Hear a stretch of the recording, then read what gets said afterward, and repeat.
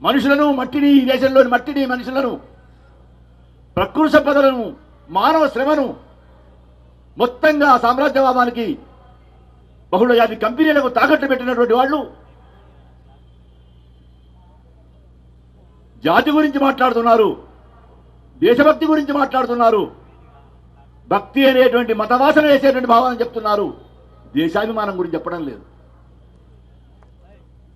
దేశమంటే మట్టి కాదోయ్, దేశమంటే మనుషులో అని గురజాడప్పారావు చెప్పాడు. కానీ ఇవాళ మనం చెప్పాల్సిన విషయం, దేశం అంటే మనుషులు, దేశం అంటే మట్టి కూడా. దేశం అంటే మానవ శ్రమ, మానవ శ్రమతో నిర్మాణమైనటువంటి ఒక అద్భుతమైనటువంటి సమాజం, ఒక అద్భుతమైనటువంటి దేశం. అట్లాగే అపారమైనటువంటి ఖనిజ సంపద ఉన్నటువంటి, ప్రకృతి సంపద ఉండేటువంటి ప్రకృతి. ఈ మానవ శ్రమను, ఈ ప్రకృతి సంపదను మొత్తంగా సామ్రాజ్యవాద బహుళజాతి కంపెనీల దగ్గర తాకట్టు పెట్టి, ఈ తాకట్టు పెట్టినటువంటి మాతకు జయ అనమంటున్నారు. ఈ వందే మాతను నినాదం ఏమంటున్నారు. హిందూ మతాన్నే జాతిగా చిత్రించి చెప్పన్నారు. జాతులు ఉండేటువంటి దేశం, 3000 సంవత్సరాల చరిత్ర ఉండేటువంటి జాతులు కలిగినటువంటి దేశం, ఒక సమాఖ్య. దీన్ని ఇవాళ హిందూ మతమే జాతిగా, జాతీయ దేశంగా, ఎమర్జెన్సీ కాలంలో ఇందిరాగాంధీ గురించి బారువా ఎట్లా మాట్లాడాడో, ఇవాళ వెంకయ్య నాయుడు మోడీ దేవదూత అని అంటున్నాడు. ఈ కాలమంతా 48 సంవత్సరాలు. చాలా ఆశ్చర్యం నిజంగానే. ఈ 48 సంవత్సరాల్లో ఆయన ఎన్నడూ జైలుకు వెళ్ళలేదు. ఈ 45 సంవత్సరాలు ఆయన రహస్య జీవితంలో ఉన్నాడు. వచ్చే దేశంలో చాలా అరుదు అనుకుంటాను. కొద్ది కాలం విప్లవంలో ఉండడం సాధ్యమే, ఎక్కువ కాలం విప్లవంలో ఉండడం కూడా సాధ్యమే కావచ్చు. జీవితంలో విప్లవంలో జీవితం అంతా విప్లవంలో ఉండడం అనేది చాలా గొప్ప విషయం. 68లో ఇదే కాలేజ్ గ్రౌండ్స్లో అజ్ఞాత జీవితంలోకి వెళ్ళినవాడు, ఇదే జిల్లాలో మళ్ళీ, ఇది అసలు నిజాన్ని మట్టిని ప్రేమించడం అంటే అది, మనుషుల్ని ప్రేమించడం అంటే అది. ఒక రాయల్ సుభాష్ చంద్రబోస్ కావచ్చు, ఖమ్మం అడవుల్లో ఉండేటువంటి ఆదివాసులు కావచ్చు, దేశవ్యాప్తంగా ఉండేటువంటి ప్రతి గ్రామంలో ఉండేటువంటి రైతాంగం కావచ్చు, ఈ మట్టి మనుషులు, ఈ మట్టిని తప్ప తనతో ఇరుగు పొరుగులో ఉండేటువంటి మనుషులను తప్ప వాళ్ళు ఇంకెవరిని నమ్ముకున్నవాళ్ళు, వాళ్ళు ఇంకే విదేశాలకు ఏజెంట్లు కాగలిగేటువంటి వాళ్ళు. మీరు పాలకులు, బహుళజాతి కంపెనీలకు ఏజెంట్గా మారినటువంటి వాళ్ళు, దేశాన్ని అమ్ముకుంటున్నటువంటి వాళ్ళు మీరు, దేశద్రోహులు మీరు. దేశభక్తులు అనే మాట నేను అనదలుచుకోలేదు. భక్తి అనేది మతవాసన వేస్తుంది. దేశం కోసం రక్త తర్పణ చేసిన వాళ్ళు వీళ్ళు. ఇక్కడి రైతాంగం, ఇక్కడి కార్మికులు తమ నెత్తురు చెమట చేసుకొని ఈ దేశంలోని కణకణాన్ని అభివృద్ధి చేసినటువంటి వాళ్ళు. పొలాల్లో కావచ్చు, ఫ్యాక్టరీల్లో కావచ్చు, వివిధ సామాజిక ఉత్పత్తి రంగాల్లో కావచ్చు, ఈ దేశాన్ని నిర్మాణం చేస్తున్నటువంటి వాళ్ళు, వాళ్ళు నిర్మాణం చేస్తున్నటువంటి దేశాన్ని అమ్ముతున్నటువంటి వాళ్లకు ఒక్కసారి పోల్చండి. వాళ్ళ ఒక మోడీకి, ఒక వెంకయ్య నాయుడుకు, ఒక రాయల్ సుభాష్ చంద్రబోస్కు, ఒక విప్లవకారుడికి అందరినీ మించి అజేయులైనటువంటి ప్రజలకు ఉండేటువంటి వ్యత్యాసం ఏమిటో ఒకసారి పోల్చండి.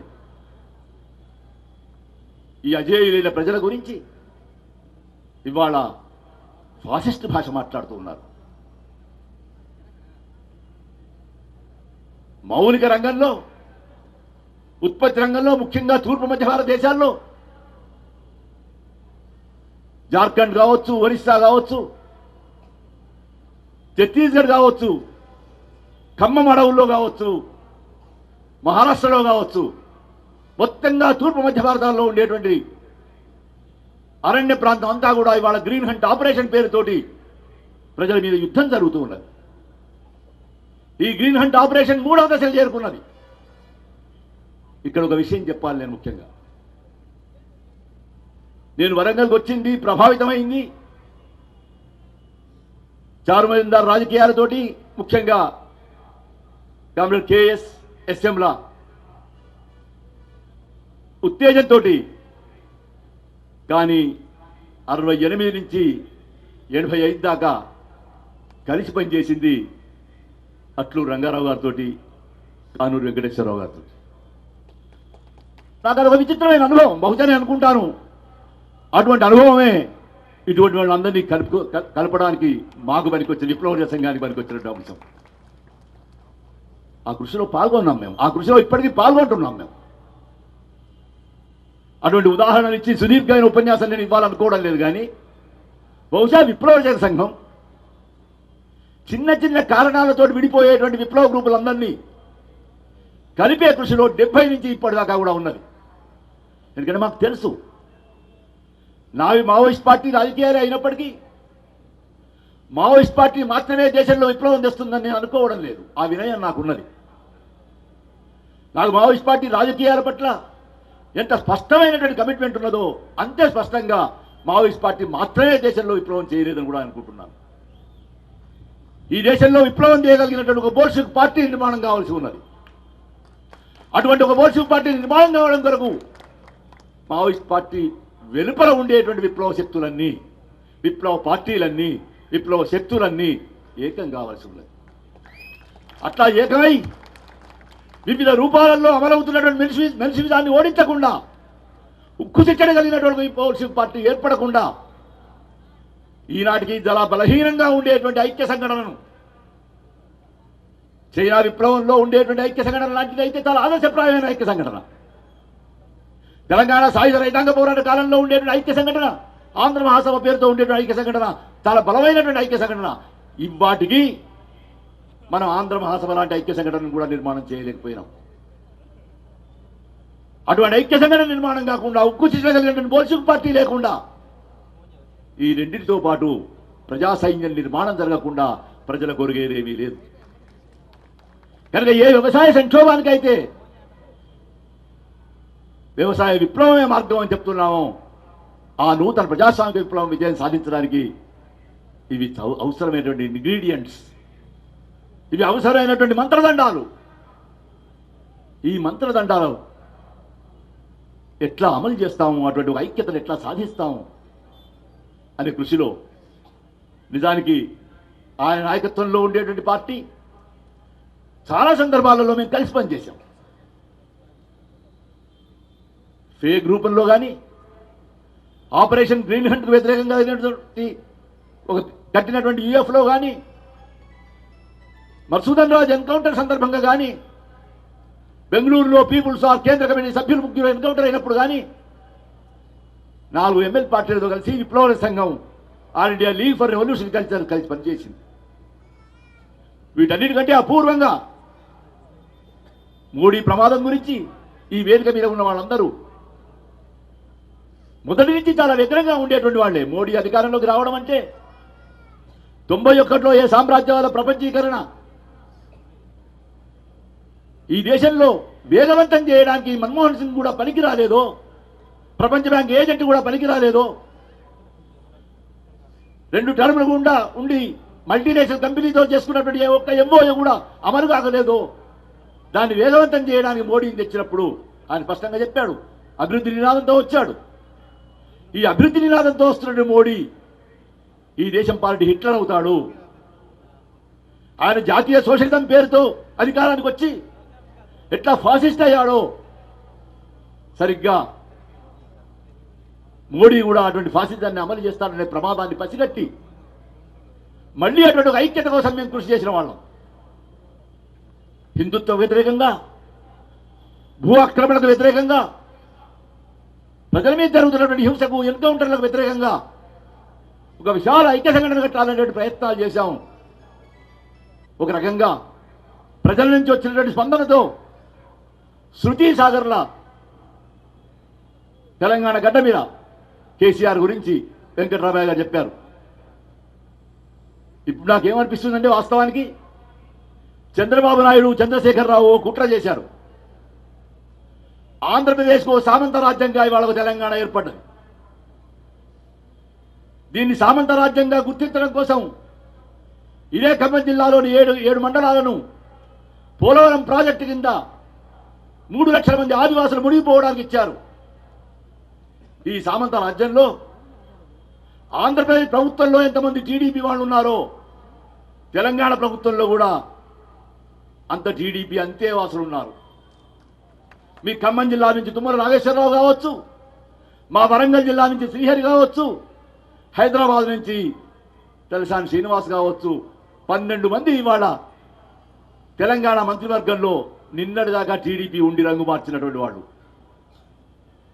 కనుక ఇవాళ తెలంగాణలో ఎటువంటి ప్రభుత్వం అమలవుతుందో 9 సంవత్సరాల చంద్రబాబు నాయుడు పరిపాలన, నేను ప్రపంచ బ్యాంకు సీఈఓ అని చెప్పుకున్నటువంటి చంద్రబాబు పరిపాలన, ఆయన తమ్ముడు చంద్రబాబు చెప్పుల్లోనూ వైఎస్ చెప్పుల్లోనూ కాళ్ళు తుడిచినటువంటి చంద్రశేఖరరావు, మాటగారి చంద్రశేఖరరావు తెలంగాణను రక్తపాతమయం చేస్తాడనే విషయంలో సందేహం ఏమీ లేదు.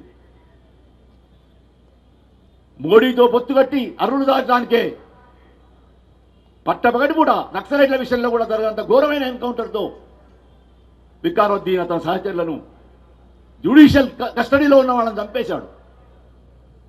చైల్డ్ ప్రాడిగల్ అని చెప్పేటువంటి వివేక్ లాంటి వాడిని, కమలా సోని అని ఈ ప్రాంతపు ఆదివాసీ ప్రాంతం నుంచి వచ్చినటువంటి వాళ్ళను ఇక్కడి నుంచి గ్రే హౌండ్స్ వెళ్ళి చంపేశారు. నిన్నటికి నిన్న చెర్లలో 9 మందిని, అలా తెలంగాణకు చెందినటువంటి ముస్లిం యువతి ఉన్నది, ఆదివాసి ఉన్నాడు, దళిత అమ్మాయి సృజన మా వరంగల్ పైడిపల్లి చెందిన ఆమె, విప్లవోద్యమ నాయకుడు జన్ను చిన్నాలు మేనగోడలు 2వ తరం విప్లవంలోకి వెళ్ళినామే, ఆమెను పట్టుకొని చంపేశాడు. చనిపోయిన వాళ్ళంతా ఆదివాసులు, దళితులు, అమరులైన వాళ్ళంతా. ఇది తెలంగాణ గ్రేహౌండ్ చేసినటువంటి పని. ఇట్లా గురుసా ఎన్కౌంటర్లు చేసిన సందర్భంలో వచ్చిన ప్రజల నుంచి వచ్చిన స్పందనతోటే ఎన్కౌంటర్లు లేని, రక్తపాతం లేని తెలంగాణను సాధిస్తానని చెప్పినటువంటి చంద్రశేఖరరావు అనతి కాలంలోనే ఇంత రక్తపాతం చేస్తూ ఉంటే మరి వామపక్ష పార్టీలు 371 సంస్థలతోటి తెలంగాణ డెమోక్రటిక్ ఫ్రంట్ ఏర్పడింది.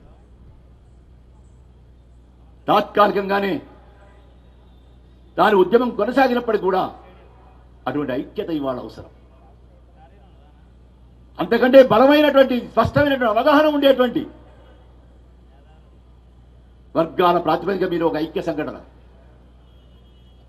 అన్ని వర్గాల పీడనకు దోపిడీకి గురి అవుతున్నటువంటి అన్ని వర్గాలు కలిసేటువంటి ఒక ఐక్య సంఘటన అది ఏర్పడకుండా, ఒక గొప్ప ఐక్యత కృషి జరగకుండా మనం విప్లవాన్ని విజయవంతం చేయలేము.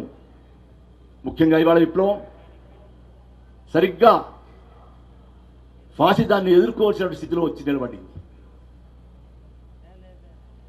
1930s పరిస్థితి ఎట్లా ఉండేనో, ముఖ్యంగా రచయితలుగా మేము ఏ ప్రేమ్చంద్ అయితే కలంకి సిపాయి అనే మాట చెప్పాడో దాంతో ప్రేరణ పొంది ఆనాటి కమ్యూనిస్ట్ పార్టీ ప్రోగ్రెసివ్ రైటర్స్ మూవ్మెంట్ను ఇప్టాను నిర్మాణం చేసిందో వాటి నుంచి ఉత్తేజాన్ని తీసుకోవాల్సి ఉన్నటువంటి తరుణంలో ఇవాళ మనం నిలబడ్డాం. 45 వరకు అద్భుతమైనటువంటి సాంస్కృతిక సైనికులుగా పనిచేసి కమ్యూనిస్ట్ పార్టీతో పాటు ఫాసిజాన్ని ఓడించగలిగినటువంటి వాళ్ళు ముఖ్యంగా తెలుగు గడ్డ మీద ఇంకా ముందుకు వెళ్ళి తెలంగాణ సాయుధ రైతాంగ పోరాటంలో వర్గ పోరాటాన్ని కూడా బలపరిచినటువంటి వాళ్ళు అయ్యారు సాహిత్య రంగంలో. మళ్ళీ ఇవాళ అట్లా మా అందరి ముందర అమరులైనటువంటి విప్లవకారులు, ముఖ్యంగా విప్లవకారులను తమ నుంచి తయారు చేసినటువంటి ప్రజలు మా మీద ఒక బాధ్యత ఉంచారు. ఆ బాధ్యత ఉంచిన వాళ్ళలో అమరుడు రాయల సుభాష్ చంద్రబోస్ ఒకడు. ఆ బాధ్యత మేము ఐక్యం కావాల్సి ఉన్న బాధ్యత, విప్లవం కోరుకుంటున్నటువంటి ప్రజలందరూ ఐక్యం కావాల్సినటువంటి బాధ్యత, ఐక్యమైన ఆయన వల్లనే చివరి శ్వాస వరకు కూడా విప్లవంతో కొనసాగాల్సినటువంటి బాధ్యత. ఆ బాధ్యతను అమలు చేసేటువంటి క్రమంలో ఇవాళ మునగాలుతున్నటువంటి ఫాసిదాన్ని ఓడించి విప్లవాన్ని విజయవంతం చేయడం కోసం ఆయన స్ఫూర్తి మాకు మిగులుతుందని, ఆయన స్ఫూర్తితో, ఆయన వంటి అమరుల స్ఫూర్తితో ముందుకు సాగుతామని విప్లవ సంఘం పక్షాన, రెవల్యూషనరీ డెమోక్రటిక్ ఫ్రంట్ పక్షాన, మావోయిస్ట్ విప్లవం పక్షాన కామ్రేడ్ అమరుడు రాయల్ సుభాష్ చంద్రబోస్కు వినమ్రంగా జోహార్లు చెప్తూ ఉన్నాను.